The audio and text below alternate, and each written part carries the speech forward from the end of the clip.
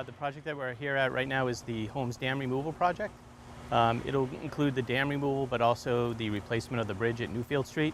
This project will involve reconstruction of a whole new stream channel from Newfield Street all the way up to the Boy Scout Bridge on Billington Street. This will allow for fish passage all the way through and for the removal of the high hazard dam that is currently in this location. A new skate park and bridge across Newfield Street will also be constructed as part of the overall project. So we did our first dam removal project here in 2002. So we started that about 1999. So we're just about at 20 years that we've been working on all of these projects to either improve fish passage, remove unsafe structures, and improve water quality not only for Town Brook but into Plymouth Harbor as well. So within the park itself, the main focal point will actually be an exposed stream.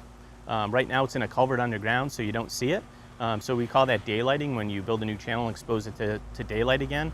And so you'll actually see that. That'll be the focal point of the park. We'll also reconstruct a brand new skate park, a brand new basketball court, new paths, new lighting. So the park will be a pretty nice park when all is said and done. And again, that's just one of the phases of the project. So as we do the dam removal, restoration, and the bridge work, as we work our way out, we'll restore the park as well. And we'll leave a pretty beautiful park when we're all done. With a construction project like this underway in the historic town of Plymouth, there's still always a chance you're going to uncover something that may have been buried long ago. So there's an historic and archaeological site behind me that's part of our permitting process. And so there was an old mill here. Original mill dates back to sometime in the 1790s, more activity in the 1800s. And as part of our permitting process, we have an archaeological firm that is doing the recording and excavation of that area. So they've been out for about a week and a half, and they'll be having all their findings recorded, submitted to Mass Historic, so that we'll know as much as we can about the mills and the excavation before we actually start the dam removal.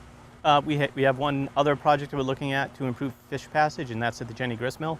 It wouldn't be a dam removal project, but it would be a bypass channel that we're at least in the feasibility stage of looking at and seeing whether or not that's something that's possible.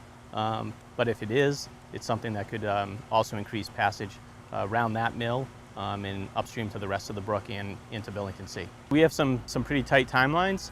Time of year restrictions for fish passage. We need to have our stream channel work done by next spring when the fish actually try to migrate upstream.